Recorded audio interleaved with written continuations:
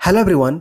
आज से हम लोग एक नया वीडियो सीरीज स्टार्ट करने जा रहे हैं। इस वीडियो सीरीज में हम लोग यूथ कंपटीशन टाइम्स का जो रेलवे का सामान्य ज्ञान जीके का बुक है उसका वीडियो सीरीज करेंगे। इस बुक में रेलवे का प्रीवियस ईयर पेपर जो 2014 से लेकर 2020 तक जितने भी रेलवे के एग्ज़ाम हुए हैं सारे एग्ज़ाम का इसमें चैप्टर वाइज और टॉपिक वाइज क्वेश्चन दिया हुआ है। इस बुक में टोटल 3100 ऑब्जेक्टिव क्वेश्चंस दिए हुए हैं और इस बुक में railway group D, NTPC, RRB, JE, RPF constable, SI, LP stage 1 और 2 ये सारे एग्ज़ाम जितने भी एग्ज़ाम हुए हैं सारे एग्ज़ाम का इसमें क्वेश्चन चैप्टर वाइज और टॉपिक वाइज बहुत ही अच्छे से एक्सप्लेनेशन के साथ दिया हुआ है। तो अगर यह आप वीडियो सीरीज देख लेते हैं तो आपके जितने भी आने वाले रेलवे के एग्ज़ाम हैं जैसे कि एनटीपीसी, सीबीटी 2, ग्रुप डी, तो ये सारे एग्ज़ाम के लिए वीडियो सीरीज बहुत ही इम्पॉर्टेंट है। यहाँ से बहुत सारे क्वेश्चन आपके आने वाले एग्ज़ाम में ज़रूर रिपीट करेंगे और रेलवे के एग्ज़ाम में अक्सर देखा जाता है कि वहाँ पे प्रीवियस ईयर के क्वेश्चन बहुत ज़्यादा रिपीट करते हैं और ये सारे क्वेश्चंस लेटेस्ट है, तो आपके आने वाले सारे एग्ज़ाम के लिए बहुत ही इंपॉर्टेंट है। आपके जितने भी फ्यूचर में रेलवे के आने वाले एग्ज़ाम है सबके लिए अति महत्वपूर्ण क्वेश्चंस है। तो अगर ये आप वीडियो सीरीज को देख लेते हैं और देखने के बाद अगर एग्ज़ाम देते हैं तो आपका क्वेश्चन बहुत सारा यहाँ से रिपीट करेगा। तो हम लोग आज से इस वीडियो सीरीज को स्टार्ट करते हैं और इससे पहले अगर अभी तक आप लोगों ने इस चैनल को सब्सक्राइब नहीं किया है तो चैनल को सब्सक्राइब कर ले और साथ ही बेल आइकन को प्रेस कर ले ताकि जब भी कोई नया वीडियो इस चैनल में अपलोड हो तो उसका नोटिफिकेशन आपको मिल जाए।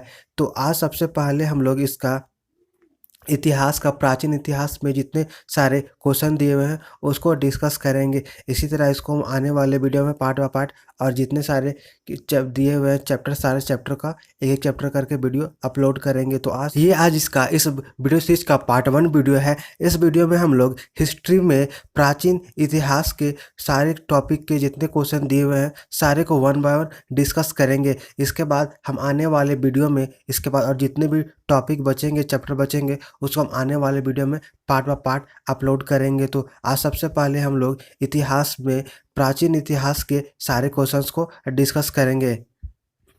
प्राचीन इतिहास में हम लोग इसका फर्स्ट टॉपिक सिंधु सभ्यता के क्वेश्चन को पहले डिस्कस करेंगे। इसमें फर्स्ट क्वेश्चन है सिंधु घाटी सभ्यता 250 वर्ष पुरानी है और दक्षिण में गंगा घाटी के निचले क्षेत्र और उत्तर में मालवा तक फैली हुई है। इसका करेक्ट आंसर है ऑप्शन सी 3000 ईसा पूर्व। अब हम लोग इसका एक्सप्लेनेशन देखते हैं। तो सिंधु घाटी सभ्यता को हड़प्पा सभ्यता भी कहा जाता है। इस सभ्यता को के नामकरण हड़प्पा नामक स्थल जहां यह संस्कृति पहली बार खोजी गई थी के नाम पर किया गया है। यह स्थल रावी नदी के तट पर स्थित है। किस नदी? तो यह स्थल रावी नदी के तट पर स्थित है। इसकी खोज 1921 ईस्वी में कब? तो इसकी खोज 1921 ईस्वी में दबा दबा राम साहनी और माधव स्वरूप वत्स द्वारा की गई थी। इस हड़प्पा स्थल की वर्तमान भौगोलिक स्थिति पाकिस्तान का मांटगोमरी जिला है। इसका काल निर्धारण निम्न है। इसका पहला है NCERT 2600 से लेकर 1900 ईसा पूर्व के बीच। फिर इसमें नेक्स्ट है परिवक्त हड़प्पा संस्कृति का अस्तित्व मोटे तौर पर 2550 ईसा पूर्व एवं 1900 ईसा पूर्व के बीच रहा। फिर रेडियो कार्बन 14 जैसी नवीन विश्लेषण पद्धति के द्वारा सिंधु घाटी की सर्वमान्य स्थिति 2500 ईसा पूर्व से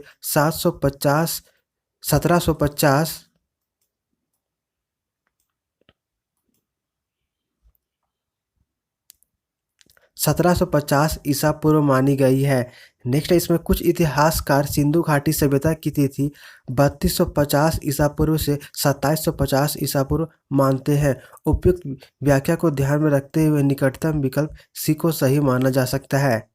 नेक्स्ट क्वेश्चन है डैश विकास 5000 BC ईस्वी से मालवा के दक्षिण की ओर एवं उत्तर की ओर गंगा घाटी के पूरे तलहटी क्षेत्र में हुआ। इसका करेक्ट आंसर है ऑप्शन ए सिंधु घाटी सभ्यता। अब हम लोग इसका एक्सप्लेनेशन देखते हैं। तो सिंधु घाटी सभ्यता का विकास 5000 ईसा पूर्व में मालवा के दक्षिण की ओर एवं उत्तर की ओर गंगा घाटी के तलहटी क्षेत्र में हुआ था। नेक्स्ट क्वेश्चन है हड़प्पा सभ्यता 2500 BC के आसपास विकास किया था, आज उन्हें हम क्या कहते हैं? इसका करेक्ट आंसर है ऑप्शन बी पश्चिमी भारत और पाकिस्तान। तो हड़प्पा सभ्यता 2500 बीसी के आसपास विकास हुआ था, आज उन्हें हम पश्चिमी भारत और पाकिस्तान कहते हैं। अब हम लोग इसका एक्सप्लेनेशन देखते हैं। तो हड़प्पा सभ्यता 2500 बीसी के आसपास विकसित हुई थी। कब? तो हड़प्पा सभ्यता 2500 बीसी के आसपास विकसित हुई थी। इस सभ्यता का विस्तार पश्चिमी भारत और पाकिस्तान में कहाँ है? तो इस सभ्यता का विस्तार पश्चिमी भारत और पाकिस्तान में है। हड़प्पा रावी नदी के तट पर। किसके तट पर? तो हड़प्पा रावी नदी के तट पर पाकिस्तान के मांटगोमरी जिले में स्थित है। इसकी खोज 1921 में दबा राम साहनी और माधव स्वरूप वत्स ने की थी। नेक्स्ट क्वेश्चन है, भारत का इतिहास सिंधु घाटी सभ्यता के जन्म से शुरू होता है, जो लगभग 250 अस्तित्व में आई थी। इसका करेक्ट आंसर है ऑप्शन ए 2500 ईसा पूर्व। तो भारत का इतिहास सिंधु घाटी सभ्यता के जन्म से शुरू होता है, जो लगभग 2500 ईसा पूर्व अस्तित्व में आई थी। नेक्स्ट क्वेश्चन है, सिंधु घाटी सभ्यता की सबसे महत्वपूर्ण विशेषता क्या थी? इसका करेक्ट आंसर है ऑप्शन सी ईंट के बने भवन। अब हम लोग इसका एक्सप्लेनेशन देखते हैं। तो सिंधु घाटी सभ्यता की सबसे महत्वपूर्ण विशेषता ईंट के बने भवन थे। यह विश्व की प्राचीन नदी घाटी सभ्यताओं में से प्रमुख है। ईंटों का प्रयोग सभी हड़प्पा बस्तियों में किया जाता था।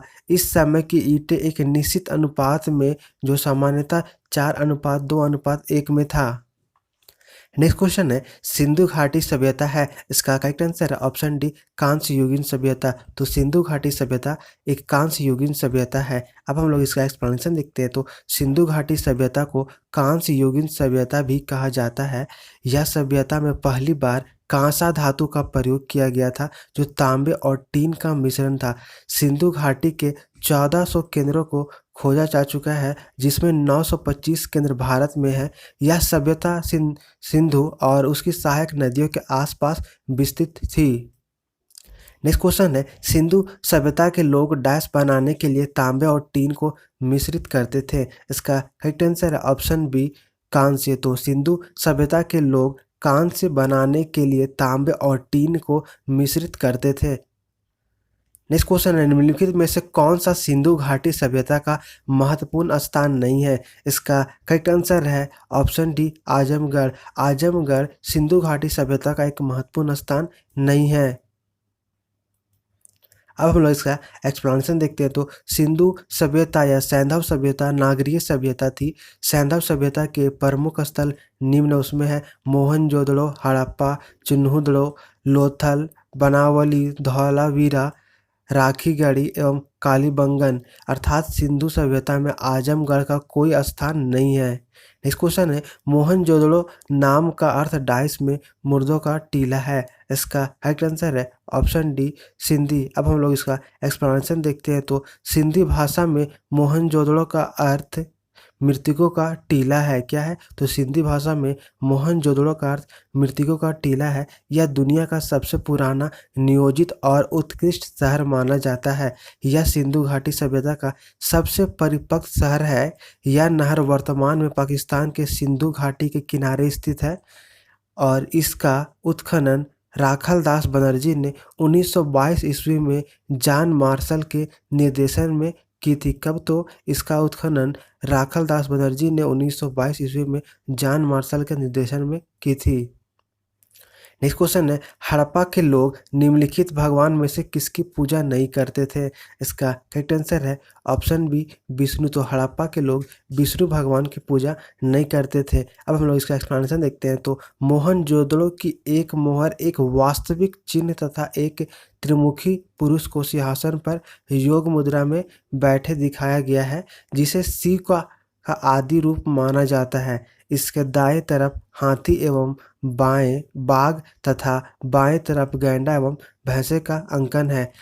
हड़प्पा सभ्यता के लोग धरती को उर्वरता की देवी मानकर इसकी पूजा करते थे। पशु पक्षी जल वृक्ष सर्प अग्नि आदि की पूजा भी हड़प्पा सभ्यता में होती थी। हड़प्पा सभ्यता के लोग भगवान विष्णु की पूजा नहीं करते थे। नेक्स्ट है सिंधु घाटी सभ्यता के लोग डैश की पूजा करते थे। इसका करेक्ट आंसर है ऑप्शन डी पशुपति। तो सिंधु घाटी सभ्यता के लोग पशुपति की पूजा करते थे। अब हम लोग इसका एक्सपेंशन देखते हैं। तो सिंधु घाटी सभ्यता एक नगरीय सभ्यता थी। सिंधु घाटी सभ्यता के लोग 3 मुख वाले देवता पशुपति की पूजा करते थे। फिर सिंधु घाटी सभ्यता में विशाल स्नानागार मोहनजोदड़ो से प्राप्त हुआ है। नेक्स्ट सिंधु घाटी सभ्यता की भाव चित्रात्मक लिपि दाईं ओर से बाईं ओर लिखी जाती थी। नेक्स्ट क्वेश्चन है धौलावीरा एक पुरातात्विक स्थान की समय अवधि से जुड़ी हुई है। इसका करेक्ट आंसर है ऑप्शन सी सिंधु घाटी सभ्यता। अब हम लोग इसका एक्सप्लेनेशन देखते हैं। तो धौलावीरा गुजरात के कच्छ जिले में मनहर और मानसहेरा नदियों के बीच खादिर द्वीप पर स्थित सैधव सभ्यता का एक नगर था। इसकी खोज 1967 से 68 ईस्वी में जेपी जोशी ने तथा उत्खनन 1990 से 91 ईस्वी में डॉक्टर आर.एस. बिष्ट के निर्देशन में हुआ था। अब हम लोग प्राचीन इतिहास का सेकेंड टॉपिक यानी कि नेक्स्ट टॉपिक वैदिक सभ्यता के क्वेश्चंस को डिस्कस करेंगे। इसमें फर्स्ट क्वेश्चन है सबसे पुराना वेद डैश है। इसका करेक्ट आंसर है ऑप्शन डी ऋग्वेद। तो सबसे पुराना वेद ऋग्वेद है। अब हम लोग इसका एक्सप्लेनेशन देखते हैं। तो ऋचाओं के कर्मबद्ध ज्ञान के संग्रह को ऋग्वेद कहते हैं। किसको? तो ऋचाओं के क्रमबद्ध ज्ञान के संग्रह को ऋग्वेद कहते हैं। ऋग्वेद सबसे पुराना वेद है। इसमें 10 मंडल 1028 सूत्र एवं 10,462 रचनाएं हैं। इस वेद के रचनाओं की पढ़ने वाले पुरोहित को होत्र कहते हैं।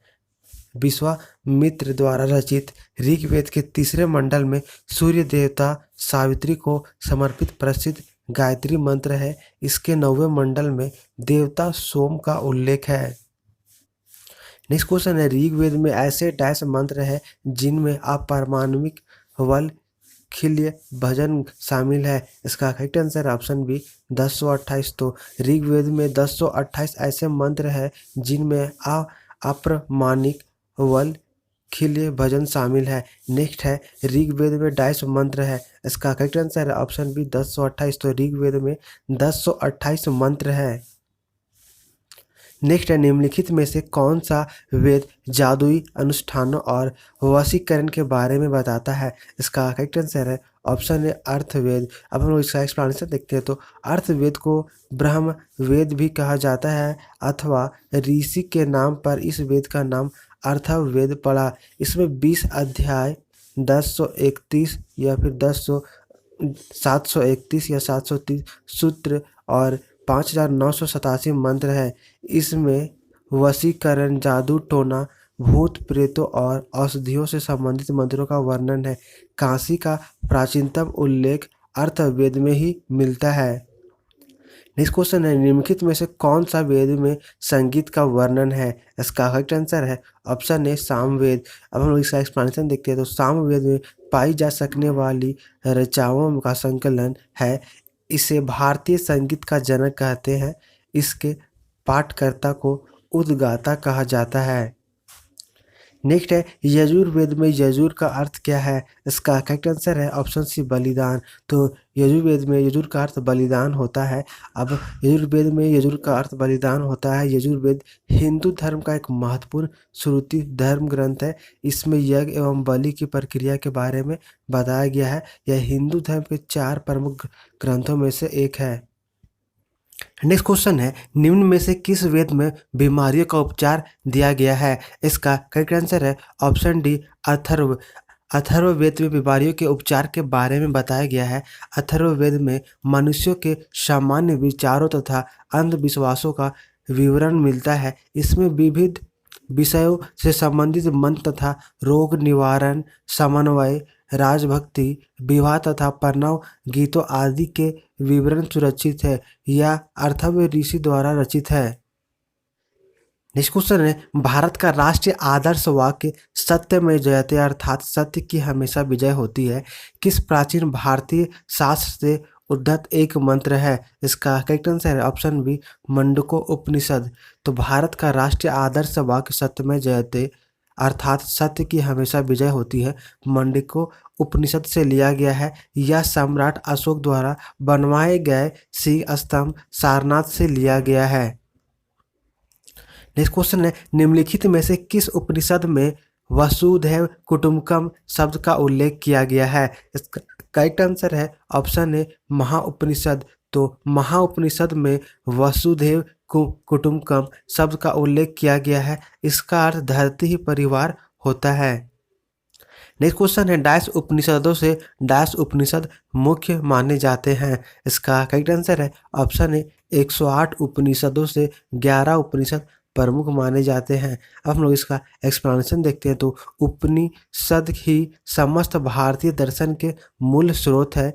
इन्हें वेदांत भी कहा जाता है। सत्य में जयते भागो भारत का राष्ट्र आदर्श वाक्य है, जो मांडुक्य उपनिषद से लिया गया है। भारतीय इतिहास में मुतिका उपनिषद में 108 उपनिषदों का उल्लेख मिलता है, लेकिन 11 उपनिषद ही प्रामाणिक है, जिनमें बृहदारण्यक उपनिषद सबसे बड़ा, मांडुक्य उपनिषद सबसे छोटा तथा छांदोग्य उपनिषद सबसे पुराना है। नेक्स्ट क्वेश्चन है, डैश सबसे पुराना उपनिषद है? इसका करेक्ट आंसर है ऑप्शन डी छांदोग्य उपनिषद। तो छांदोग्य उपनिषद सबसे पुराना उपनिषद है।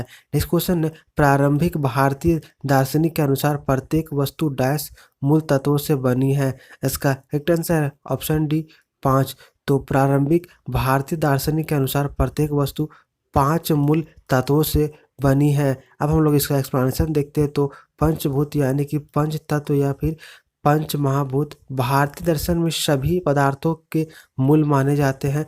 आकाश, वायु, अग्नि, जल तथा पृथ्वी ये 5 महाभूत माने जाते हैं, जिनके सृष्टि से प्रत्येक पदार्थ बना है। लेकिन इनमें से बने पदार्थ जड़ होते हैं। सजीव बनने के लिए इनको आत्मा चाहिए। आत्मा को वैदिक साहित्य में पुरुष कहा जाता है। सांख्य दर्शन में प्रकृति इन्हीं पंचभूतों से बना माना गया है। नेक्स्ट क्वेश्चन है, कठोपनिषद में नचिकेता नामक एक किशोर और देवता के बीच हुई बातचीत दर्ज है। निम्नलिखित में से कौन सा देवता नचिकेता से बात कर रहा है? इसका करेक्ट आंसर है ऑप्शन ए भगवान यम। तो कठोपनिषद में नचिकेता एवं देवता यम के मध्य बातचीत दर्ज है। यह कृष्ण यजुर्वेद शाखा का उपनिषद है। इस उपनिषद के रचयिता कठ नामक आचार्य है। अब हम लोग प्राचीन इतिहास का थर्ड टॉपिक महाजनपद काल के क्वेश्चंस को डिस्कस करेंगे। इसमें फर्स्ट क्वेश्चन है, आर्य संस्कृति के सर्वोच्च काल में गंगा घाटी के जनपद जो संख्या में डैश थे महाजनपद बन गए थे? इसका करेक्ट आंसर है ऑप्शन ए 16। अब हम लोग इसका एक्सप्लेनेशन देखते हैं। तो 6ठी शताब्दी ईसा पूर्व में 16 महाजनपदों का उदय हुआ। ये 16 महाजनपद पूर्व में आर्य संस्कृति के सर्वोच्च काल में गंगा घाटी के 16 जनपद थे। इन 16 जनपदों का उल्लेख बौद्ध ग्रंथ अंगुत्तर निकाय तथा जैन ग्रंथ भगवती सूत्र से मिलता है। इन 16 महाजनपदों में मगध, वत्स, कौशल एवं अवंती सर्वाधिक प्रसिद्ध थे। प्राचीन भारत में राज्य या प्रशासनिक इकाइयों को महाजनपद कहा जाता था। नेक्स्ट है, प्राचीन काल में अवध को किस नाम से जाना जाता था? इसका करेक्ट आंसर है ऑप्शन ए कौशल। तो 6वीं शताब्दी ईसा पूर्व में भारतवर्ष 16 महाजनपदों में विभाजित था। प्राचीन काल में अवध को कौशल के नाम से जाना जाता था। वर्तमान में यह क्षेत्र फैजाबाद उत्तर प्रदेश में स्थित है। अब हम लोग नेक्स्ट टॉपिक जैन धर्म के क्वेश्चंस को डिस्कस करेंगे। इसमें पहला क्वेश्चन है, पार्श्वनाथ जो एक क्षत्रिय और बनारस के राजा अश्वसेन का पुत्र था, वह डैश जैन तीर्थकर बना? इसका करेक्ट आंसर है ऑप्शन ए 23वां। अब हम लोग इसका एक्सप्लेनेशन देखते हैं। तो अश्वसेन के पुत्र पार्श्वनाथ जैन धर्म के 23वें तीर्थकर थे। इनका प्रतीक चिन्ह सर्पफल था। जैन धर्म के प्रथम तीर्थकर ऋषभदेव यानी कि आदिनाथ थे, जिनका प्रतीक ऋषभ था।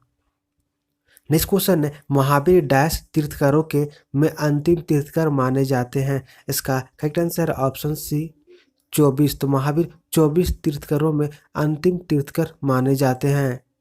अब हम लोग इसका एक्सप्लेनेशन देखते हैं। तो महावीर 24वें एवं अंतिम तीर्थकर जैन तीर्थकर थे। इनका जन्म 540 ईसा पूर्व में कुंडग्राम, जिसको वैशाली कहते हैं, में हुआ था।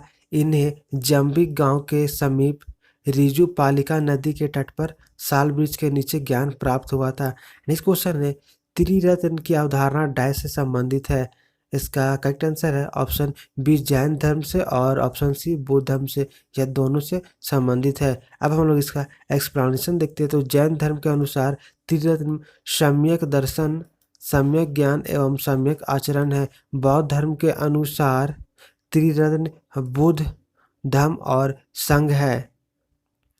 नेक्स्ट क्वेश्चन है, निम्नलिखित में से अनुसरण किए जाने वाले धर्म एवं पवित्र पुस्तिका की कौन सी जोड़ी असंगत है। इसका करेक्ट आंसर है ऑप्शन सी जैन धर्म और उपनिषद, ये जोड़ी असंगत है। अब हम लोग इसका एक्सप्लेनेशन देखते हैं। तो जैन साहित्य का प्राचीनतम भाग आगम कहलाता है। जैन रचनाकारों ने पुराण काव्य, रचित काव्य, कथा काव्य, रास काव्य आदि ग्रंथों की रचनाएं की है।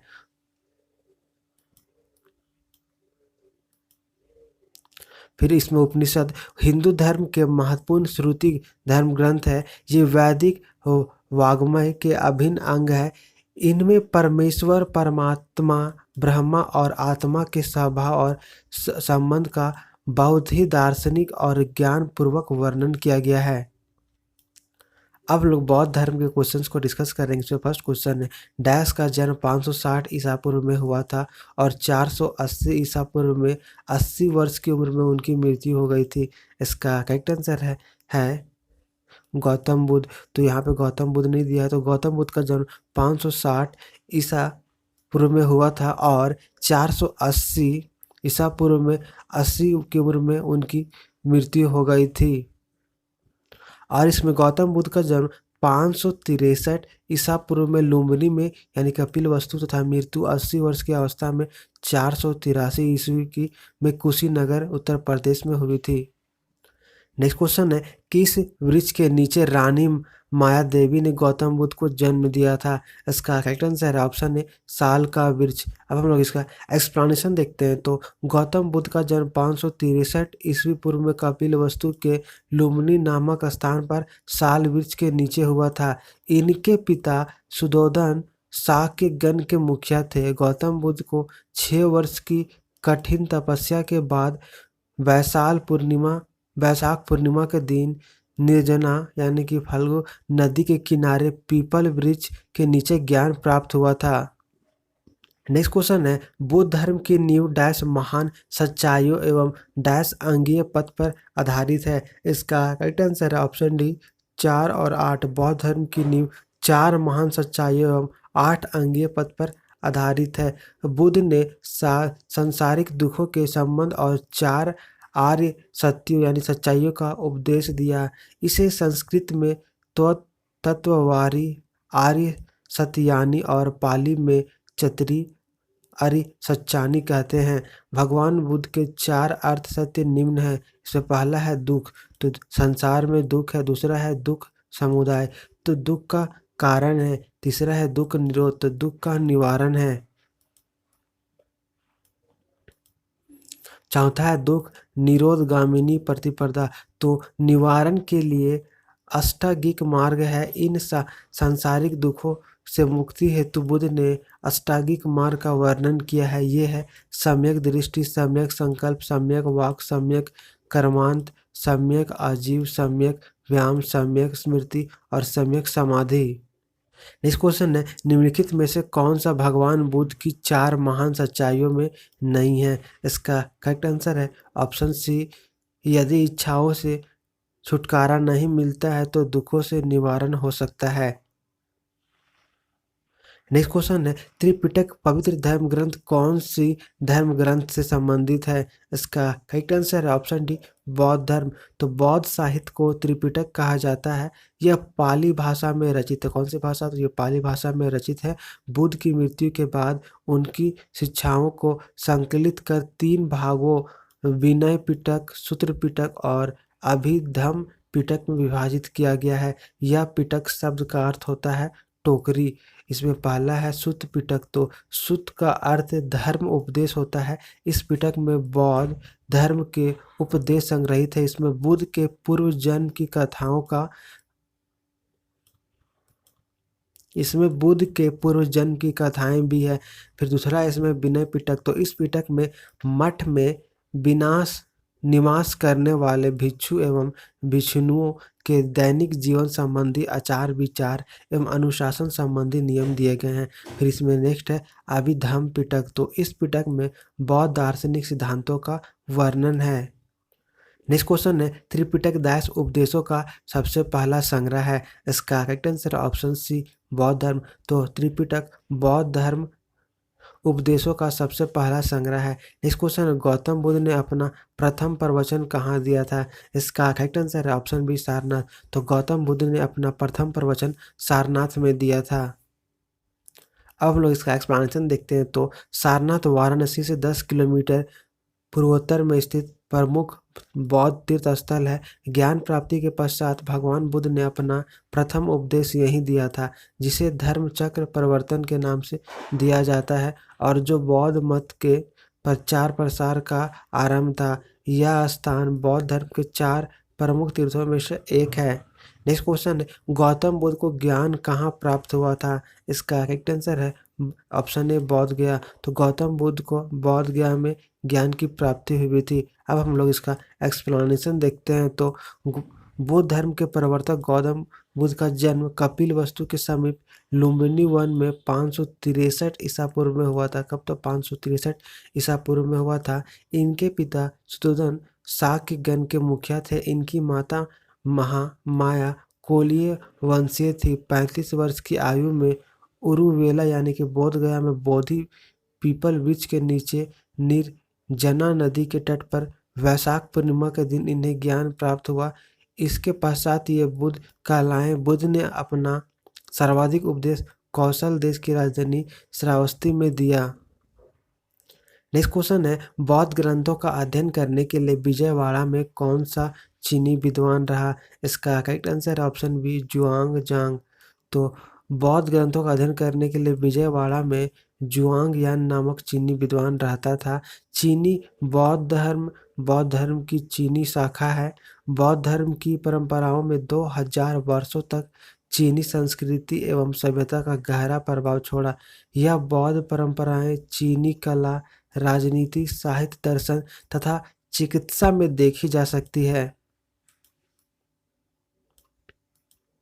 दुनिया की 65% से अधिक बौद्ध आबादी चीन में रहती है। इन्हीं कारणों से चीन के विद्वान भारत में आकर यहाँ के बौद्ध ग्रंथों का अध्ययन करते थे तथा यहाँ के विचारों एवं मूल्यों को चीन में बौद्ध धर्म के लोग आत्मसात कर लेते थे।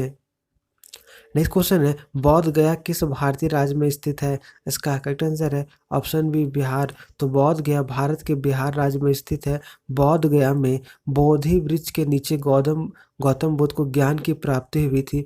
तभी यह स्थल बुद्ध धर्म के अनुयायियों के लिए अत्यंत महत्वपूर्ण है। नेक्स्ट क्वेश्चन है गौतम बुद्ध ने अपने उपदेशों में जन साधारण की भाषा डैश का प्रयोग किया। इसका करेक्ट आंसर ऑप्शन डी पाली। तो गौतम बुद्ध ने अपने उपदेशों में पाली भाषा का प्रयोग किया। उन्होंने अपना प्रथम उपदेश सारनाथ उत्तर प्रदेश में दिया था, जिसे धर्म चक्र प्रवर्तन कहा गया। गौतम बुद्ध का जन्म 563 ईसा पूर्व में कपिल वस्तु के लुम्बिनी नामक स्थान पर हुआ था। इनके पिता शुद्धोधन शाक्य गण के मुखिया थे और महात्मा बुद्ध को एशिया का ज्योतिष पुंज कहा जाता है। नेक्स्ट क्वेश्चन है गौतम बुद्ध ने अपना पहला उपदेश डैश में दिया था। इसका correct answer option C Sarnath. तो गौतम बुद्ध ने अपना पहला उपदेश सारनाथ में दिया था। नेक्स्ट क्वेश्चन है जातक कथाओं में डैश के जन्म और उनके पूर्व जीवन का वर्णन मिलता है। इसका करेक्ट आंसर है ऑप्शन ए बुद्ध। तो जातक कथाएं भगवान बुद्ध के पूर्व जन्मों की कहानियां हैं, जिन्हें बुद्ध धर्म के सभी मतों में संरक्षित किया गया है। यह जातक कथाएं सुत्त पिटक में वर्णित है। यह कथाएं व्यक्ति को नैतिकता, सत्य, धर्म, प्रेम तथा भाईचारे का संदेश देती है। नेक्स्ट क्वेश्चन है, जैन धर्म और बौद्ध धर्म के उदय में भारत में ईसा पूर्व डैश शताब्दी में धार्मिक अशांति देखी गई थी। इसका करेक्ट आंसर है ऑप्शन सी, छठी। तो छठी शताब्दी ईसा पूर्व का काल कई मामलों में संक्रांति काल था। इस काल में मगध साम्राज्य की स्थापना होती है, द्वितीय नगरीय घटित होता है तथा वैदिक धर्म की बढ़ती रूढ़िवादिता, कठोरता तथा शूद्रों में असंतोष ने कई धर्मों को जन्म दिया, जिनमें जैन और बौद्ध धर्म प्रमुख थे।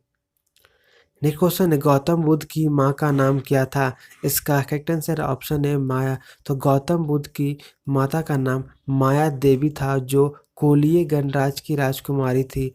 इनका विवाह शाक्य कुल के मुखिया शुद्धोधन के साथ हुआ था। बुद्ध के जन्म के 7 दिन पश्चात ही इनका निधन हो गया। इनकी मृत्यु के बाद प्रजापति गौतमी ने बुद्ध का पालन पोषण किया था। नेक्स्ट क्वेश्चन है, बुद्ध धर्म में दिए गए आचार के नियम डैश और पंचशील सिद्धांतों के नाम से जाने जाते हैं। अब हम लोग इसका एक्सप्लेनेशन देखते हैं। तो बुद्ध धर्म में भगवान बुद्ध ने अष्टांगिक मार्ग का उपदेश दिया था। बौद्ध धर्म अनुयायी इन्हीं मार्गों पर चलकर मोक्ष प्राप्त करते हैं। बुद्ध द्वारा बताए गए अष्टांगिक मार्ग इस प्रकार, इसमें पहला है सम्यक दृष्टि, दूसरा है सम्यक संकल्प, तीसरा है सम्यक वाणी, चौथा है सम्यक कर्मांत, पांचवा है सम्यक आजीविका, छठा है सम्यक व्यायाम और सातवां है सम्यक स्मृति और आठवां है सम्यक समाधि। बुद्ध के पंचशील सिद्धांत जीवन के प्रति सकारात्मक दृष्टिकोण का परिचय देते हैं। बुद्ध के 5 उपदेश निम्न में पहला है प्राणी मात्र को हिंसा से विरत रहना, चोरी करने या जो दिया नहीं गया है उनको लेने से विरत रहना, लैंगिक दुराचार या दुर्व्यभिचार से विरत रहना, चौथा है असत्य बोलने से विरत रहना, फिर पांचवा है मादक पदार्थों से विरत रहना। चूंकि इस क्वेश्चन में कोई भी ऑप्शन सही नहीं है, तो रेलवे ने इस क्वेश्चन को निरस्त कर दिया था। नेक्स्ट क्वेश्चन है, डैश वास्तुकला में मुख्य रूप से चैत्य, विहार, स्तूप और स्तंभ होते हैं। इसका करेक्ट आंसर ऑप्शन बी बौद्ध। तो बौद्ध धर्म की धार्मिक वास्तुकला भारतीय उपमहाद्वीप में विकसित हुई। शुरुआती बौद्ध धर्म के धार्मिक वास्तुकला में निम्न प्रकार के ढांचे हुए हैं। यह है मठ, विहार, अवशेष, स्तूप एवं मंदिर या प्रार्थना कक्ष, वैद्य एवं स्तंभ। चैत्य बौद्ध पूजा स्थल है, जबकि विहार बौद्ध भिक्षुओं का निवास स्थल होता है। स्तूपों के निर्माण का उद्देश्य गौतम बुद्ध के अवशेषों की पूजा और सुरक्षा थी। बौद्ध मठ विहार का तात्पर्य उस जगह से है जहां बौद्ध धर्म के गुरु अपने शिष्यों को शिक्षा, उपदेश आदि देते थे। बौद्ध गया में स्थित महाबोधि मंदिर बौद्ध मठ का एक उदाहरण है।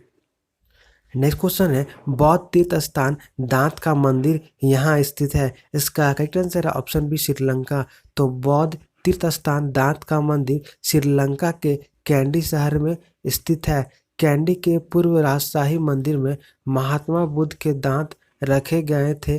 कैंडी श्रीलंका के राजाओं की अंतिम राजधानी थी। वर्तमान में यह यूनेस्को के विरासत स्थलों में शामिल है। नेक्स्ट क्वेश्चन है, बुद्ध संरचना धम्मेक स्तूप कहाँ पर है? इसका करेक्ट आंसर ऑप्शन है सारनाथ। तो बुद्ध संरचना धम्मेक स्तूप एक बृहद स्तूप है जो सारनाथ में स्थित है।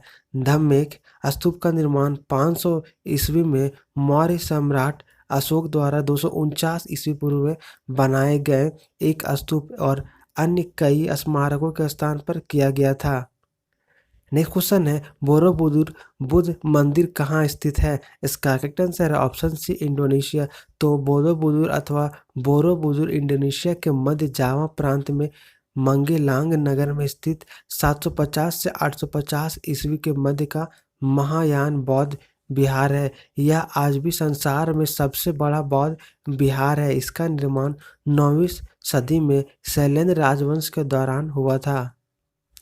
नेक्स्ट क्वेश्चन है, जहां यह मानते हैं कि भगवान बुद्ध ने अपना पहला उपदेश दिया था, उस स्मारक का नाम बताएं जिसे seat of the Holi Buddha भी कहा जाता है।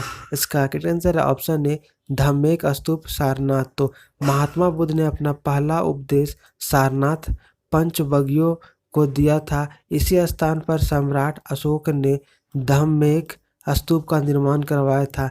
इनके द्वारा दिया गया पहला उपदेश धर्म चक्र परिवर्तन कहलाया। इसे seat of the Holi Buddha भी कहा जाता है।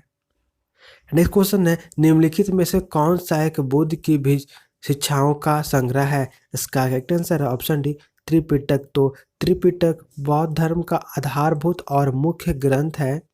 भगवान बुद्ध के उपदेश 3 साहित्य खंडों में संकलित है जिन्हें त्रिपिटक कहते हैं। इसमें पहला है विनय पिटक, दूसरा है सुत्त पिटक और तीसरा है समी पिटक। अब हम लोग पारसी यानी कि यहूदी धर्म के क्वेश्चंस को डिस्कस करेंगे। इसमें फर्स्ट है भारत एक धर्म जोरोआस्ट्रियन मुख्य रूप से किस राज्य में पाया जाता है। इसका करेक्ट आंसर है ऑप्शन है महाराष्ट्र। तो जोरोआस्ट्रियन यानी कि पारसी धर्म को मानने वाले अधिकतम आबादी महाराष्ट्र में निवास करती है। इस धर्म के संस्थापक महात्मा जरथुष्ट है। भारत में इसे पारसी धर्म के नाम से जाना जाता है जो ईरान का प्राचीन काल में प्रचलित धर्म है। नेक्स्ट क्वेश्चन है नीचे शब्दों के 4 युग्म दिए गए हैं जिनमें से 3 किसी तरीके से एक समान है और एक भी युग्म भिन्न है। तो कौन सा युग्म शेष में भिन्न है। इसका करेक्ट आंसर ऑप्शन डी मंदिर और हिंदू ये भिन्न है, युग्म भिन्न है। अब हम लोग इसका एक्सप्लेनेशन देखते हैं। तो अवेस्ता पारसी का, तोरा यहूदी का एवं त्रिपिटक बौद्ध का धर्म ग्रंथ जबकि मंदिर हिंदू के पूजा करने का स्थान है। अतः विकल्प डी अन्य सभी से भिन्न है। नेक्स्ट जेद अवस्था डैश के साथ जुड़ा है। इसका करेक्ट आंसर ऑप्शन है पारसी धर्म। तो जेद अवस्था पारसी धर्म का पवित्र ग्रंथ है। पारसी धर्म के पैगंबर जरथुष्ट ईरानी थे। इनकी शिक्षाओं का संकलन जैन अवस्था नामक ग्रंथ में है। नेक्स्ट क्वेश्चन है यहूदी किस धर्म का पालन करते हैं। इसका करेक्ट आंसर ऑप्शन डी यहूदी धर्म। तो यहूदियों का एक ईश्वरवादी धर्म यहूदी धर्म है जिसका मानना है कि ईश्वर की उपस्थिति का अनुभव मानव गतिविधियों और इतिहास द्वारा होता है तथा ईश्वर अपना संदेश पैगंबरों के माध्यम से प्रेषित करता है। यहूदी लोग अब्राहम, इसहाक और जैकब को अपना पितामह मूसा को मुख्य पैगंबर मानते हैं। यहूदी धर्म इज़राइल और हिब्रू भाषियों का राजधर्म है। नेक्स्ट क्वेश्चन है निम्नलिखित में से कौन सा यहूदी धर्म से संबंधित है। इसका करेक्ट आंसर है ऑप्शन बी तोरा। तो यहूदियों की धर्म भाषा इब्राही यानी कि हिब्रू और यहूदी धर्म ग्रंथ का नाम तनक है जो इब्रानी भाषा में लिखा गया है। इसे तालमुद या तोरा भी कहते हैं। त्रिपिटक बौद्ध धर्म से संबंधित है। इसके अंतर्गत विनय पिटक, सुत्त पिटक और अभिगम पिटक का वर्णन मिलता है। अब हम लोग प्राचीन इतिहास के नेक्स्ट टॉपिक मौर्य साम्राज्य के क्वेश्चंस को डिस्कस करेंगे। इसमें फर्स्ट है सम्राट अशोक ने बौद्ध धर्म के आदर्शों के प्रचार के लिए धर्म प्रचारकों को दूर दराज के स्थानों पर भेजा ताकि लोग भगवान बुद्ध की शिक्षाओं पर द्वारा अपने जीवन को प्रेरित कर सके। इन धर्म प्रचारकों में उनका पुत्र एवं पुत्री शामिल थे। इसका करेक्ट आंसर है ऑप्शन सी उनका पुत्र महेंद्र और उनकी पुत्री संघमित्रा शामिल थी।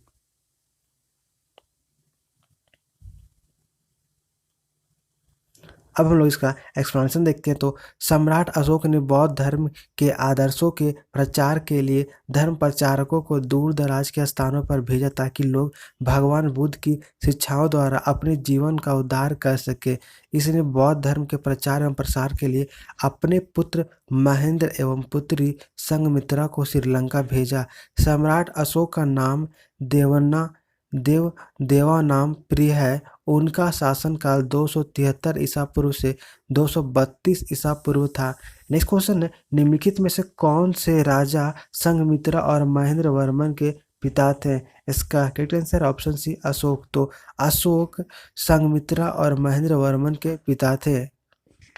नेक्स्ट क्वेश्चन है डायस ने धर्म विजया धार्मिकता द्वारा विजय की नीति विकसित की। इसका करेक्ट आंसर है ऑप्शन सी अशोक। तो मौर्य राजवंश के चक्रवर्ती सम्राट अशोक ने अखंड भारत पर शासन किया। अशोक ने धर्म विजया धार्मिकता द्वारा विजय की नीति विकसित की और बौद्ध धर्म का प्रचार प्रसार किया। कलिंग युद्ध में हुई क्षति और नरसंहार से उनका मन युद्ध से द्रवित हो गया और उसने बौद्ध धर्म को स्वीकार कर लिया। नेक्स्ट क्वेश्चन, अशोक ने शासन काल की सबसे महत्वपूर्ण घटना कलिंग आधुनिक युग में डैश पर विजय थी जो उनके जीवन पर एक महत्वपूर्ण परिवर्तन सिद्ध हुआ। इसका करेक्ट आंसर है ऑप्शन डी उड़ीसा। अब हम लोग इसका एक्सप्लेनेशन देखते हैं। तो कलिंग युद्ध अशोक के जीवन का आखिरी युद्ध था। यहाँ यह युद्ध 261 ईसा पूर्व में लड़ा गया। इस युद्ध में भयंकर नरसंहार हुआ था जिसे देखकर अशोक का हृदय परिवर्तन हो गया और उसने हिंसा त्याग दी। इस युद्ध के बाद अशोक ने बौद्ध धर्म को अपना लिया तथा बौद्ध धर्म का प्रचार प्रसार भी किया। उसने अपने संसाधन प्रजा की भलाई में लगा दिए तथा धर्म की स्थापना की। आधुनिक युग में कलिंग को उड़ीसा के नाम से भी जाना जाता है। नेक्स्ट क्वेश्चन है, अशोक ने डैश के युद्ध के बाद बौद्ध उपदेशों को अपना लिया था। इसका करेक्ट आंसर है ऑप्शन बी कलिंग। तो अशोक ने कलिंग के युद्ध के बाद बौद्ध उपदेशों को अपना लिया था। नेक्स्ट क्वेश्चन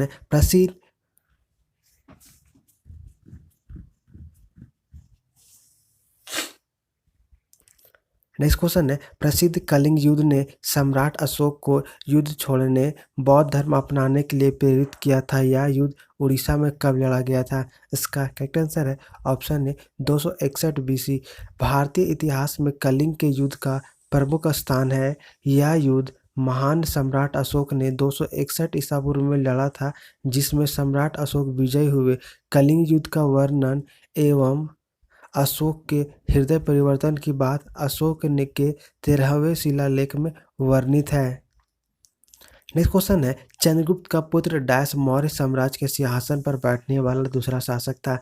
इसका correct answer option D Bindusar. तो चंद्रगुप्त का पुत्र बिंदुसार 298 ईसा पूर्व से 273 ईसा पूर्व के बीच में मौर्य साम्राज्य के सिंहासन पर बैठने वाला दूसरा शासक था। बिंदुसार आजीवक संप्रदाय का अनुयायी था। वायु पुराण में इसे भद्रसार या वारिसार कहा गया है।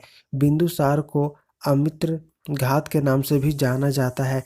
इसके दरबार में यूनानी राजदूत डायमेकस आया था। बौद्ध विद्वान तारानाथ ने इसे 16 राज्यों का विजेता बताया है। नेक्स्ट क्वेश्चन है, सम्राट अशोक डैश का पुत्र था जो मौर्य वंश से संबंधित था। इसका correct answer option C Bindusara.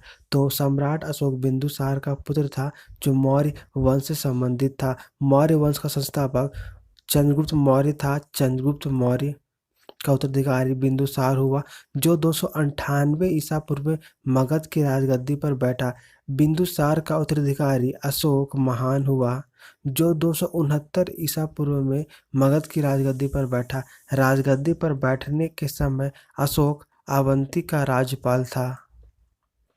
Next question है, सम्राट अशोक किसके उत्तराधिकारी थे? इसका correct answer option B Bindusar. तो सम्राट अशोक बिंदुसार के उत्तराधिकारी थे। अशोक 269 ईस्वी पूर्व में मगध की राजगद्दी पर बैठा तब वह अवंती का राज्यपाल था। पुराणों में अशोक को अशोक वर्धन कहा गया है। चंद्रगुप्त मौर्य मौर्य वंश का संस्थापक था। सुसीम मौर्य शासक बिंदुसार का ज्येष्ठ पुत्र तथा अशोक का सौतेला भाई था। नेक्स्ट क्वेश्चन है, सम्राट अशोक ने पत्थर के स्तंभों और पत्थर के तख्तों पर अपने डैश आदेश उत्कृत करवाए अपने राज्य के प्रमुख स्थानों पर स्थापित किया ताकि लोग तदनुसार आचरण कर सके। इसका करेक्ट आंसर है ऑप्शन बी 14। तो सम्राट अशोक ने मौर्य साम्राज्य का शासक था। वह 269 ईस्वी में मगध की राजगद्दी पर बैठा। उसने 14 शिलालेख उत्कीर्ण करवाए ताकि लोग उसके अनुसरण का आचरण कर सके।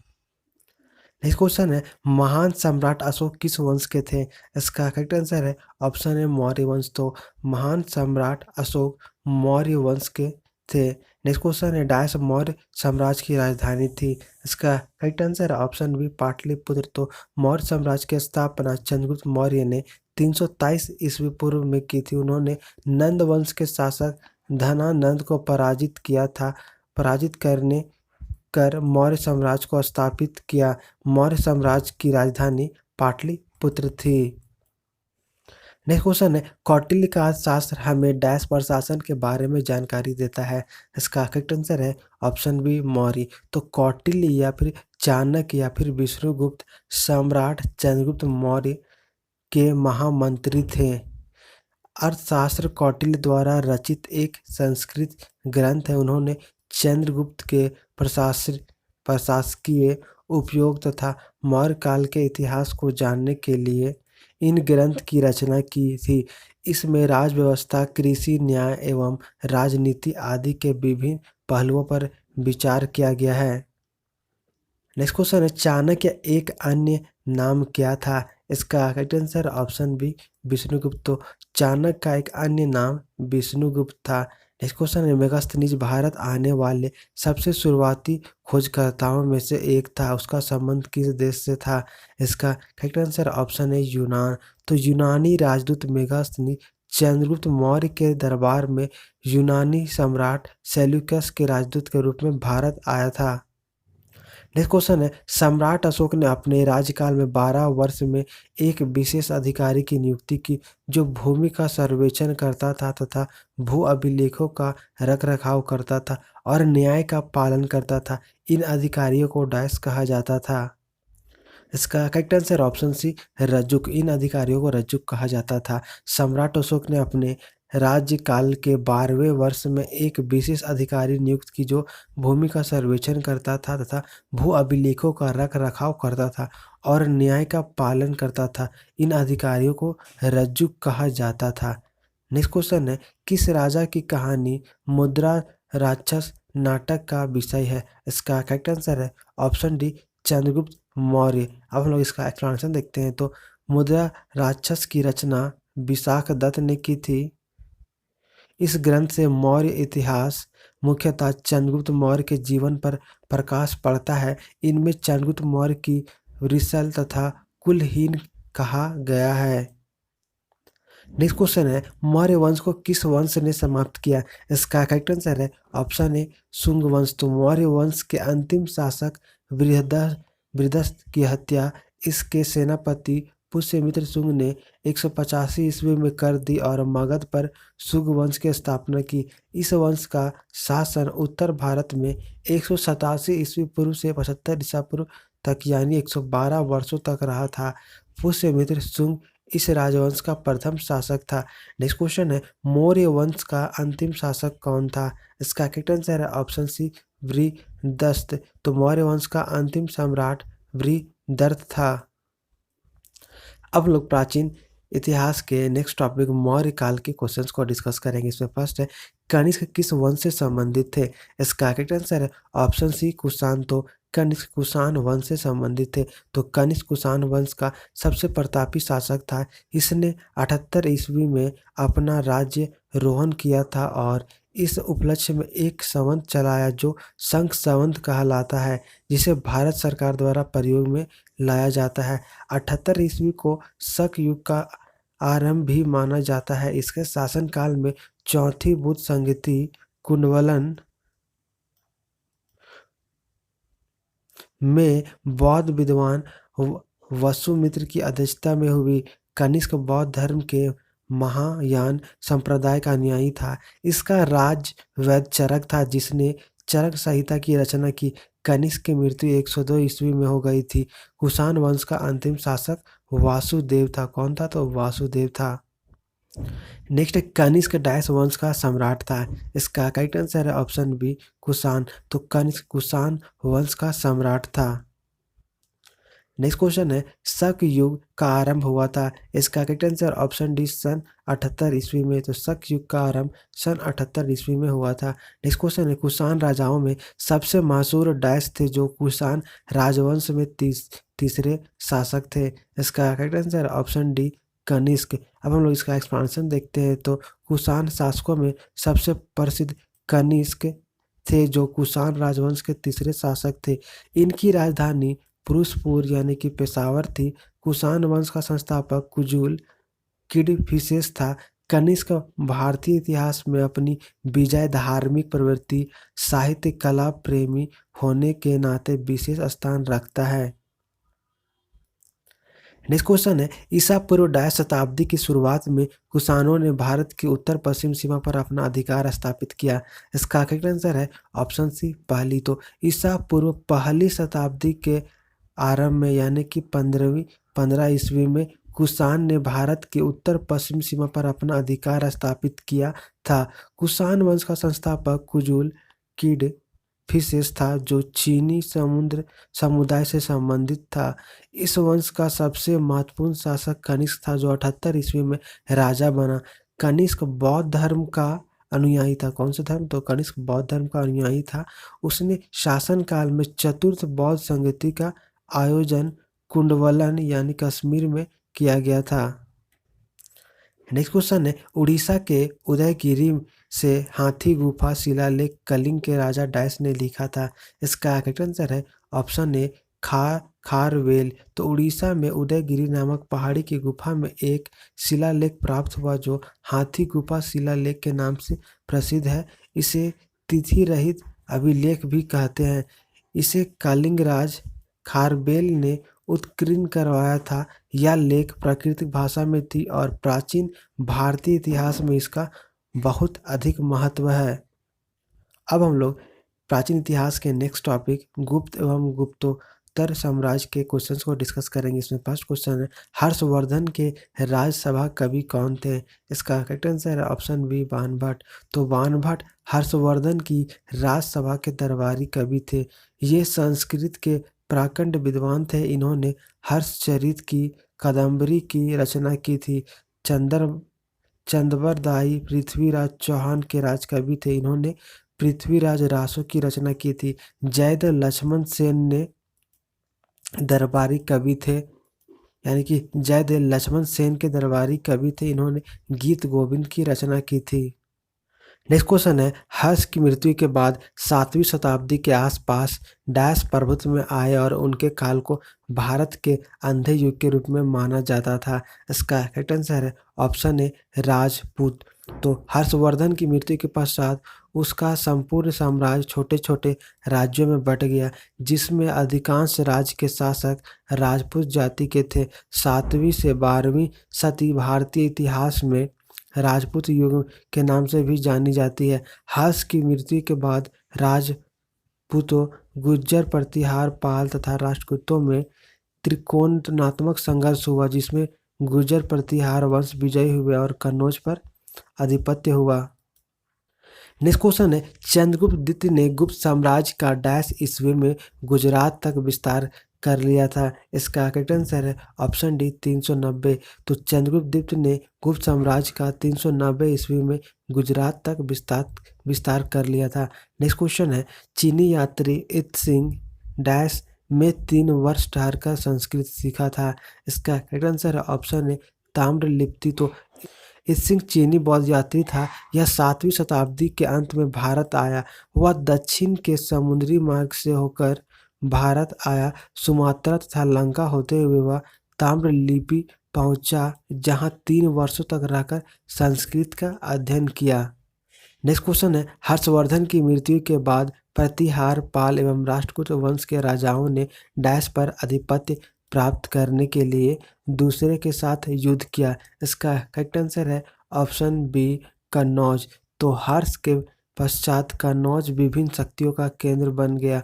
8वीं शताब्दी में कन्नौज पर अधिकार करने के लिए 3 बड़ी शक्तियां पाल, प्रतिहार एवं राष्ट्रकूट के बीच संघर्ष आरंभ हो गया। यह संघर्ष लगभग 200 वर्षों तक चला। त्रिपक्षीय संघर्ष के फलस्वरूप कन्नौज पर अंतिम रूप से गुर्जर प्रतिहार शासकों का अधिकार हो गया। नेक्स्ट क्वेश्चन है, प्रसिद्ध चीनी यात्री ह्वेन-सांग किसके शासनकाल में भारत आया था? इसका करेक्ट आंसर है ऑप्शन ए हर्षवर्धन। तो ह्वेन-सांग 7वीं शताब्दी सदी में हर्षवर्धन के समय भारत आया था। इसकी रचना सीयू की है। इसने उस समय के सामाजिक, राजनीतिक, धार्मिक, आर्थिक, धार्मिक और प्रशासनिक पक्षों का वर्णन किया है।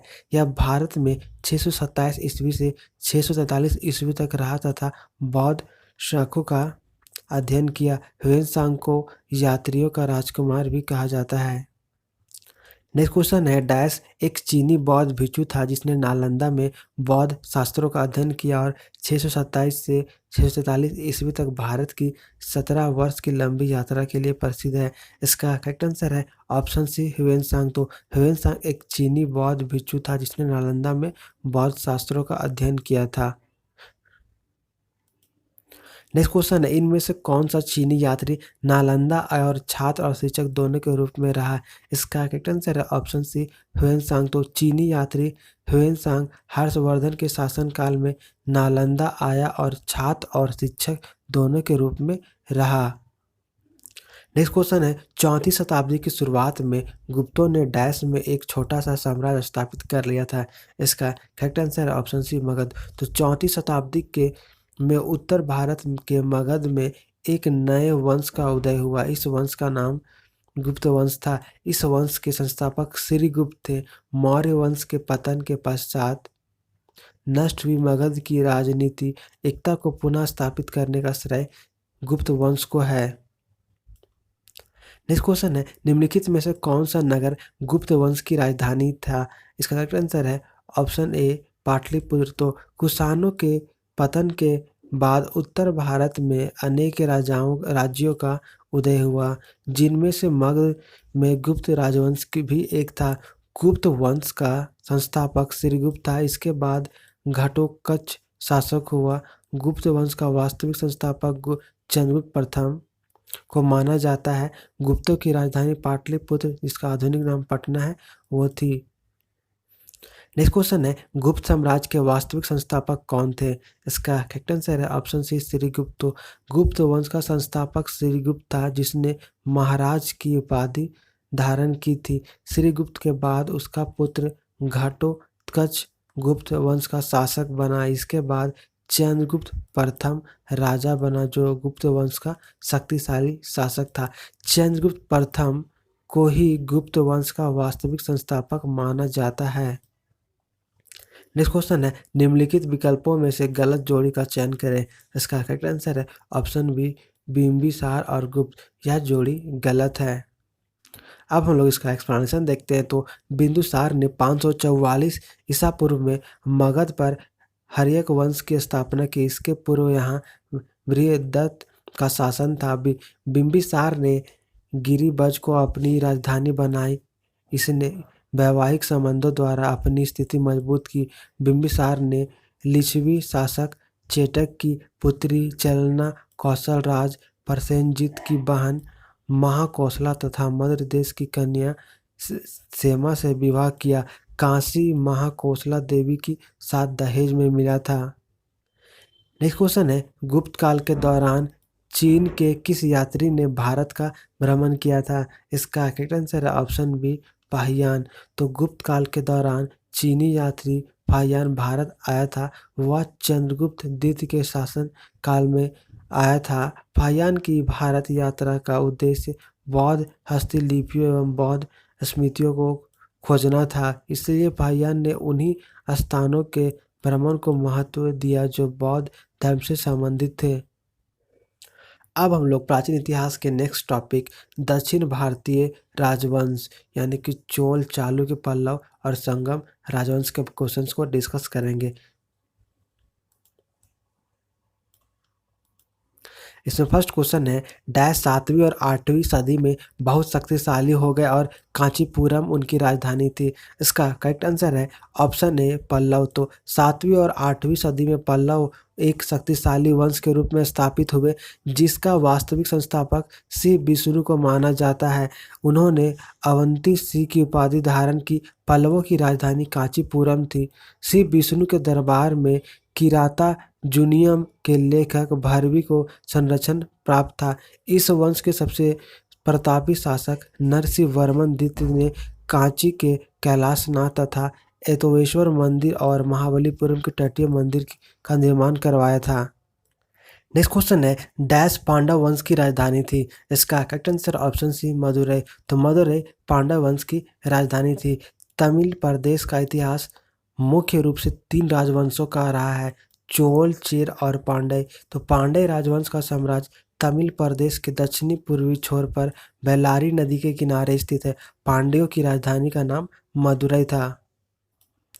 नेक्स्ट क्वेश्चन है, डैश ने मदुरई के आसपास के क्षेत्र पर शासन किया और 13वीं शताब्दी में सर्वोच्चता प्राप्त की। इसका करेक्ट आंसर है ऑप्शन डी पांड्या। तो पांड्या ने मदुरई के आसपास के क्षेत्र पर शासन किया और 13वीं शताब्दी में सर्वोच्चता प्राप्त की।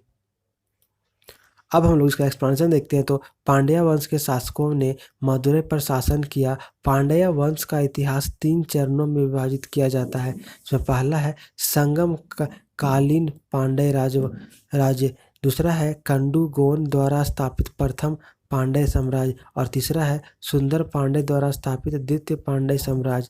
तो तमिल रचना संगम साहित्य से पांड्य वंश की जानकारी प्राप्त होती है। मदुरई दक्षिण भारत के तमिलनाडु राज्य का एक मुख्यालय नगर है। यह नगर अपने प्राचीन मंदिरों के लिए जाना जाता है। यहाँ का मुख्य आकर्षक मीनाक्षी मंदिर है। नेक्स्ट क्वेश्चन है, पूर्व चोल राजाओं में से किसे सबसे महान माना जाता है? इसका करेक्ट आंसर है ऑप्शन सी करिकाल। अब हम लोग इसका एक्सप्लेनेशन देखते हैं। तो चोलों की प्रारंभिक राजधानी उत्तरी मन्नूर थी। बाद में उदययूर एक तत् एवं तंजावुर बनी। संगम कालीन तीनों राज्यों में सर्वप्रथम चोलों का उभयोदय हुआ और इस वंश का सबसे प्रतापी शासक करिकाल था, जिसने वन्नी के युद्ध में पांड्या तथा चेर सहित 11 राजाओं को हराया।